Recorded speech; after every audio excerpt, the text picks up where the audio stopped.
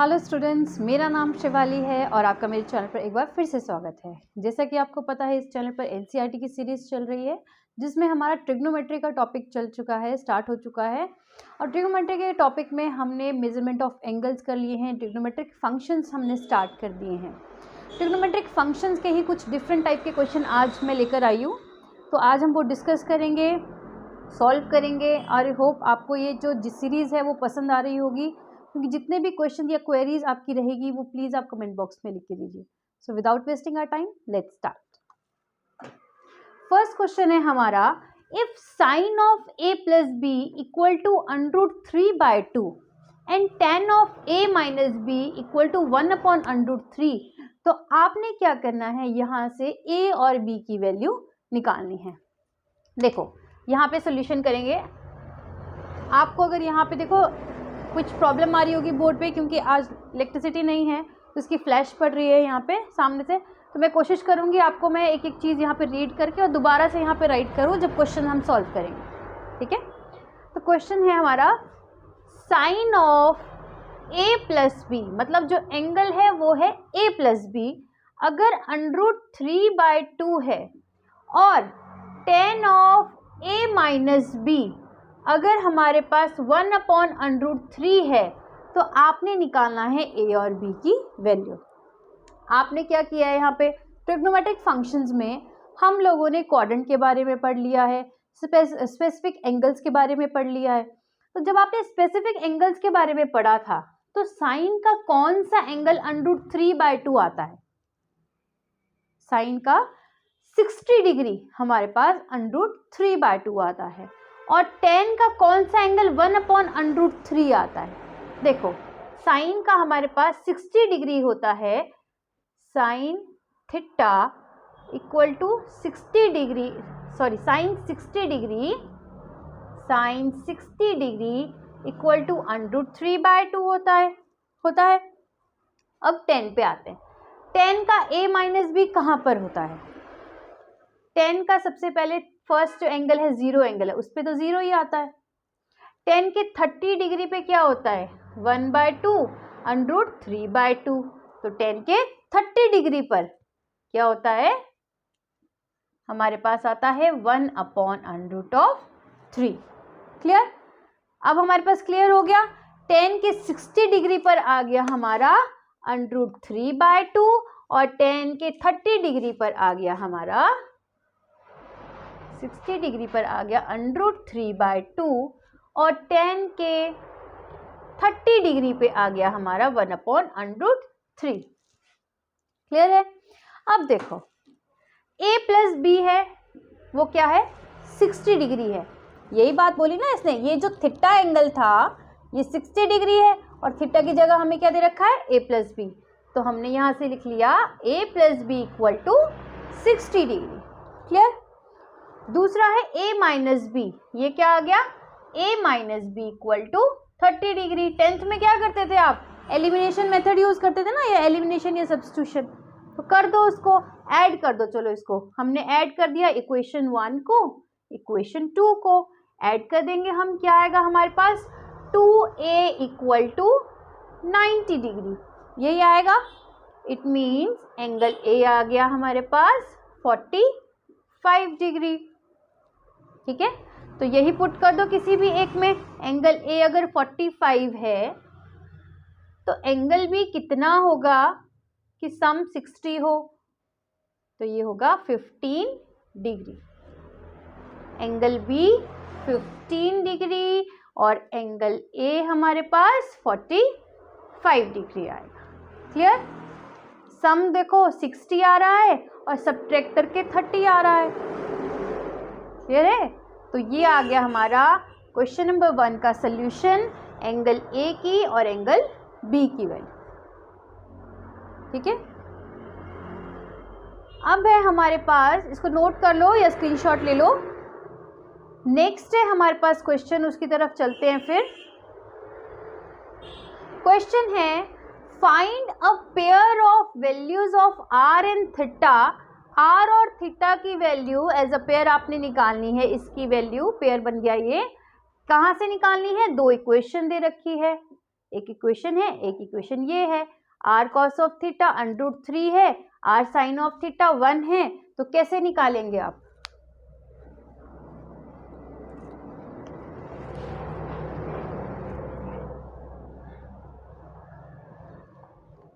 देखो ये वीडियो उन बच्चों के लिए बहुत हेल्पफुल है जो प्रिपरेशन कर रहे हैं एनसीईआरटी के थ्रू, ठीक है, एनसीईआरटी को फॉलो करते हुए, और साथ में उन बच्चों के लिए जो 11th क्लास के स्टूडेंट्स हैं, क्योंकि ये टॉपिक 11th का है, ठीक है। तो अगर आप डिटेल में पढ़ना चाहते हो तो आपके लिए चैनल जो है बहुत हेल्पफुल है। देखो क्या दिया है, सोल्यूशन हम कर रहे हैं क्वेश्चन नंबर 2 का। r cos of theta equal to √3 and r sin of theta equal to 1। क्या ऐसा करें, ये तो देखो सब्ट्रैक्शन और एडिशन में था तो हमने कर दिया। इसमें क्या करेंगे कि हमारे पास r और थीटा दोनों की वैल्यू आए, तो हम करेंगे इक्वेशन 1 और इक्वेशन के स्क्वायर करके सम करेंगे।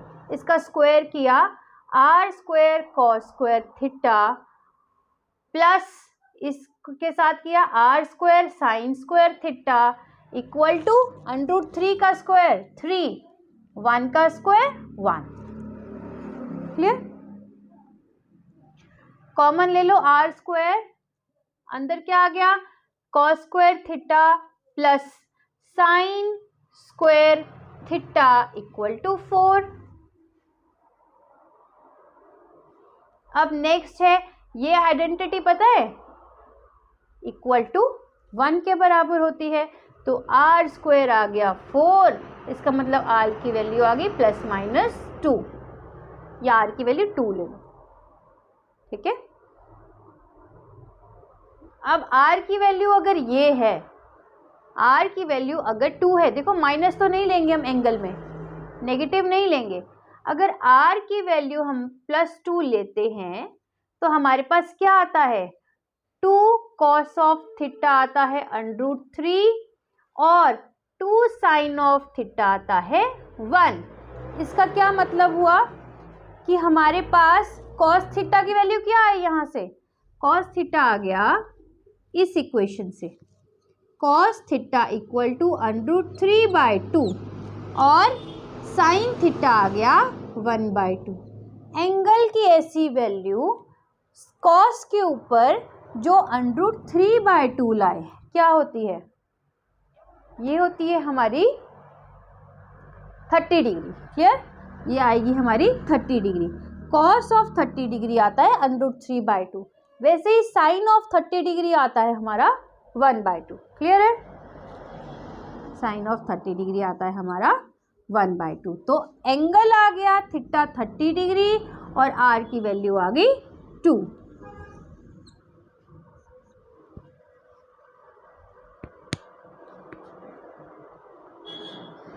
ठीक है, ये हमारा सोल्यूशन आ गया। अब हम क्या करेंगे, ये जो क्वेश्चन है इसको आप स्क्रीनशॉट ले लो, नेक्स्ट क्वेश्चन उसी से कुछ रिलेटेड है, ठीक है, इसको नोट कर लो या स्क्रीनशॉट ले लो, फिर नेक्स्ट क्वेश्चन करते हैं।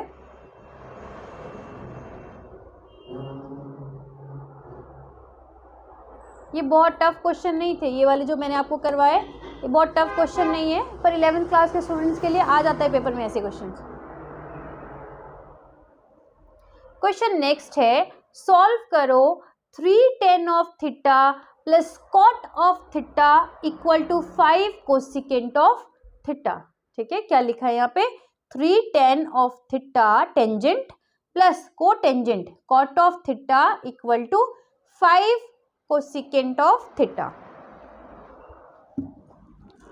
आपने क्या फाइंड करना है, इसको सॉल्व करके थीटा फाइंड करना है, और थीटा फाइंड करके वैल्यू क्या आनी चाहिए, पॉजिटिव। थीटा भी कौन सा, positive angle, positive acute angle होना चाहिए। ठीक है, तो आपको देखो इसको सॉल्व करके इक्वेट नहीं करना है, आपने क्या करना है, यहाँ पे एंगल फाइंड करना है। हम स्प्लिट कर देते हैं, उसको इजी बना लेते हैं और फिर इक्वेशन सॉल्व करते हैं।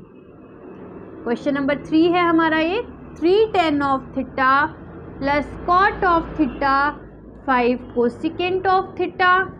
ठीक है, स्प्लिट कर दिया साइन में, साइन और कॉस में, plus upon sine theta, 5 upon sine theta. ठीक है, इक्वल टू में है, इस तरफ ले आएंगे माइनस में हो जाएगा 0। Next 3 sine theta upon cos theta plus, यहाँ साइन थीटा ये नीचे, तो cos theta minus 5 equal to 0। LCM लेंगे, sine theta cos theta, 3 sine square theta plus cos square theta minus 5 cos of theta, ऐसे आएगा। ये इस तरफ चला जाएगा, 0 हो जाएगा, तो बचेगा 3 sine square theta plus cos square theta minus 5 cos of theta. ठीक है, यहां से आइडेंटिटी बनेगी? नहीं बनेगी, क्योंकि यहाँ पे 3 टाइम्स है। इसको स्प्लिट कर देते हैं, plus sine square theta plus cos square theta minus 5 cos of theta equal to 0, equal to 0। इस तरफ सॉल्व कर देते हैं इसको। ठीक है, आपको क्लियर दिखाई देना चाहिए। क्या आएगा? 2 sine square theta as it is आ जाएगा, ये बन जाएगा 1 plus 1 minus 5 cos of theta. कैसे सॉल्व करेंगे? या तो इसको साइन में चेंज कर दो या इसको कॉस में। इसको कॉस में चेंज कर सकते हैं इजीली, तो क्या आएगा? 1 minus cos square theta plus 1 minus 5 cos of theta equal to 0। ठीक, 2 minus 2 cos square theta plus 1 minus 5 cos of theta equal to 0, और minus 2 cos square theta minus 2 minus 5 cos of theta plus 3।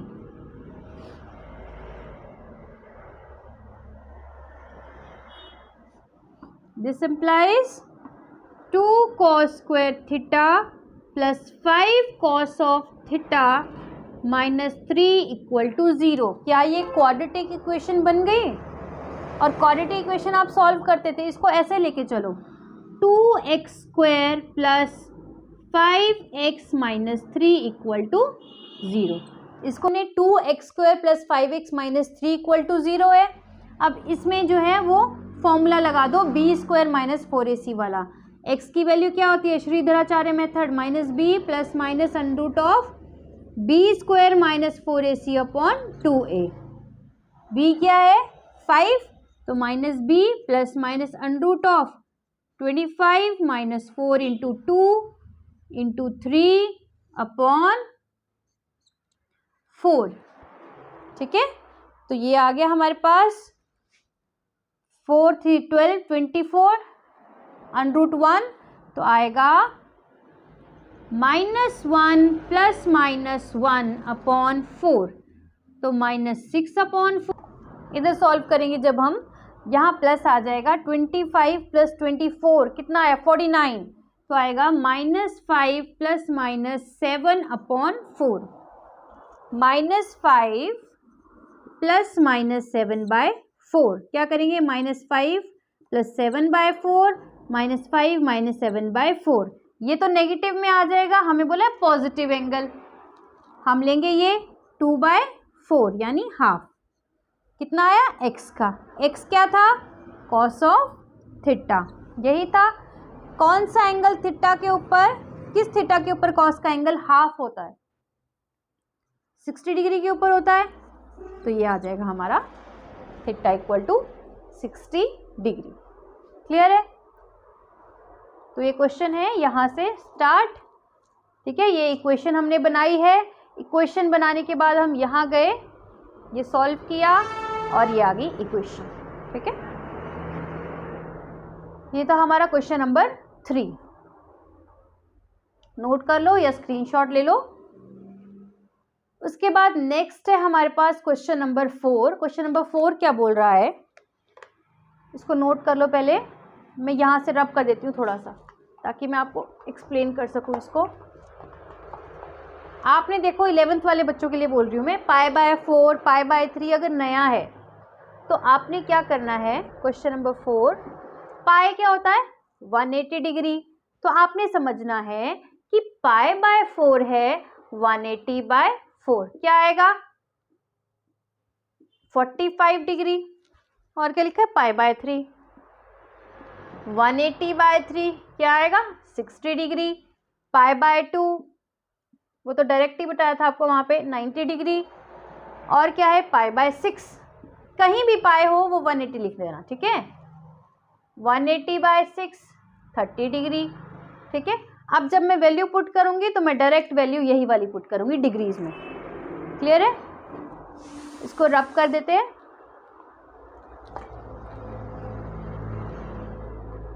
Cot square π/4 था यहाँ पे, question check कर लेती हूँ एक बार मैं, कॉट स्क्वायर π/4, देखो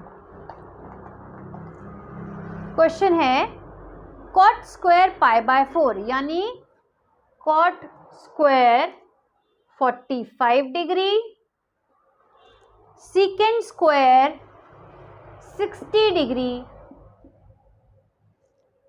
cos 90 degree minus 15 sine square 90 degree, cos 45 degree minus 4 cos 30 degree, cos 45 degree and cos 90 degree, clear. Cot square 45 degree, cot 45 कितना होता है 10 45 और कॉट 45 1 होता है, ठीक है, तो ये तो 1 आया। सीकेंड 60 डिग्री, कॉस 60 डिग्री कितना होता है 1/2, तो सीकेंड होता है 2, मल्टीप्लाई कर दिया। कॉस 90 डिग्री कितना होता है 0, तो ये सारा 0 खत्म हो गया, ठीक है। नेक्स्ट है माइनस 15 साइन 90 यानी साइन स्क्वायर भी 1 हो जाएगा ये, कॉस 45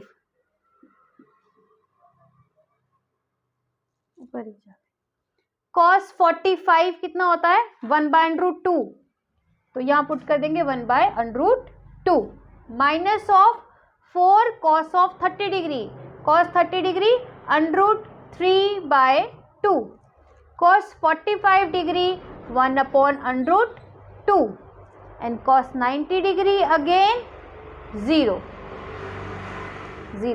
तो ये भी फिनिश, क्लियर।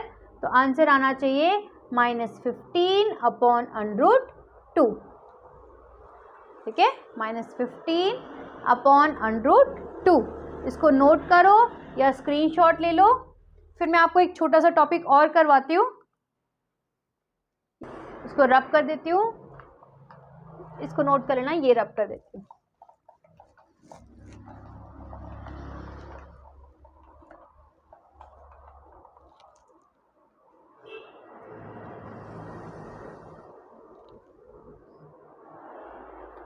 नेक्स्ट है हमारा पीरियोडिक फंक्शन, पीरियोडिक फंक्शन। अब ये पीरियोडिक फंक्शन क्या होता है, मतलब एक पीरियड के बाद वही एंगल रिपीट होता है, ठीक है। तो पीरियोडिक फंक्शन क्या है, वही फंक्शन जो है एक पीरियड के बाद रिपीट होना, ठीक है। अब इसमें पीरियोडिक फंक्शन में क्या बोला, एक फंक्शन तभी पीरियोडिक हो सकता है अगर उसमें जो वैल्यू रहेगी वो वही एंगल वापस आ जाए, अगर हम उसमें there exist a real positive angle या अल्फा इज एडेड, अगर उसमें कोई real positive, real value, complex की बात नहीं हो रही है, अगर उसमें कोई रियल जो है वैल्यू ऐड कर रहे हैं उस फंक्शन में F of theta plus alpha, तो वो दोबारा से थीटा के ही फॉर्म में फंक्शन आ जाएगा, वो होता है पीरियोडिक फंक्शन। अब पीरियोडिक फंक्शन में कुछ जो है specific, low F of theta plus alpha कोई पॉजिटिव नंबर दे रखा है, ठीक है, तो हम क्या करेंगे, कोई भी ऐसा नंबर है, ये अल्फा क्या है, उसका लीस्ट पॉजिटिव नंबर है, लीस्ट पॉजिटिव नंबर है, तो ये उसके ऐड करने के बाद दोबारा से फंक्शन जो है उसी एंगल में आ जाएगा। ये ऐसा लीस्ट पॉजिटिव नंबर है जो होना ना होना एक बराबर, मतलब न्यूट्रल कर देता है वो वैल्यू को।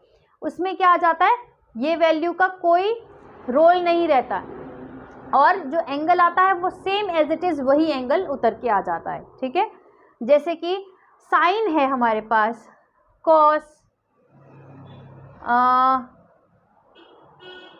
सिकेंट और कोसिकेंट, ये चार क्या है हमारे, ये ऐसे फंक्शन है जिनके पास हमारे पास जो पीरियोडिक फंक्शन है वो है 2 पाई। मतलब अगर मैं साइन में थीटा प्लस 2 पाई करती हूँ तो मेरे पास दोबारा से साइन ऑफ थीटा आ जाएगा, और अगर कॉस में भी थीटा प्लस 2 पाई करते हैं तो वो भी कॉस ऑफ थीटा आ जाएगा। सिमिलरली फॉर सीकेंट, अगर सीकेंट में थीटा प्लस 2 पाई करते हैं तो वो भी सीकेंट ऑफ थीटा आता है, और कोसिकेंट में भी थीटा प्लस 2 पाई आता है। क्लियर, कोसिकेंट है नॉट कॉस, कोसिकेंट है। जबकि हमारा जो कॉट और टेन का चलता है उसमें क्या रहता है, इसमें अगर हम थीटा प्लस पाई करते हैं तो हमारे पास 180 डिग्री पर ही ये हमें फंक्शन वही रिपीट दे देता है। ये 360 डिग्री पर देता है, ये 180 डिग्री पर देता है। Theta plus pi equal to tan of theta. Question से और क्लियर हो जाएगा। आपने पीरियोडिक फंक्शन, एक क्वेश्चन है पीरियोडिक फंक्शन निकालो। अगर आपके पास टेन ऑफ 3x है, टेन ऑफ 3x है, उसका पीरियोडिक फंक्शन निकालो। आप क्या करोगे, पाई पता है आपको, आपने कुछ नहीं किया, ten of 3x plus pi, क्योंकि हम तो बोल रहे हैं, हम तो बोल ही रहे हैं कि आपने कुछ भी ऐड करो वो वापस वही आ जाएगा। तो हमने इसकी जगह 3x है ना एंगल, इसकी जगह मैंने ऐसे लिख दिया 3x प्लस पाई, तो कोई चेंज आया, कोई चेंज नहीं आया क्योंकि ये इक्वेट है। ठीक है, अब मैंने क्या किया, यहाँ से 3 मैंने कॉमन ले लिया, x प्लस पाई बाय 3, क्योंकि मुझे टेन ऑफ x का निकालना है। ठीक है, x प्लस पाई बाय 3। तो बताओ अगर टेन ऑफ x